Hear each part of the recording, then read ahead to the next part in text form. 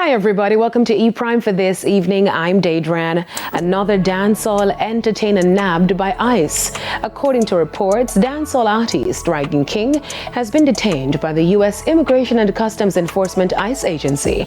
The entertainer, whose given name is Matthew Smith, was reportedly taken into custody on Monday. His detention has been listed on ICE's official website, but no further details have been provided on the circumstances surrounding the matter. Hard Rock Heals Foundation donates US $400,000 to Jamaica's Hurricane Melissa relief effort. The funds generated from the Hard Rock Stay Strong Jamaica benefit concert at the Seminole Hard Rock Hotel and Casino in Hollywood in January were recently handed over to Minister of Culture and Entertainment Olivia Grange.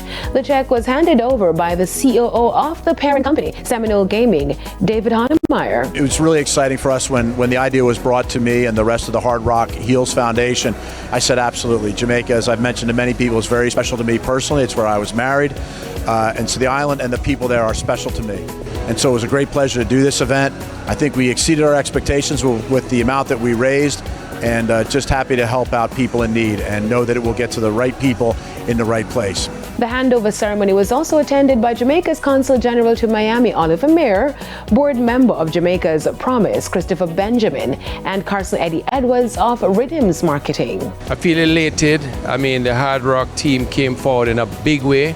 You know, we approached them 2 days after the hurricane and they said yes, and their entire team came behind the production. The event, which formed part of the I Love Jamaica concert series, is the biggest donation to the initiative to date. I want to thank the community in New York for coming on board and ensuring that we raise funds there that contributed to ensuring that our target, our initial target of $1 million was met.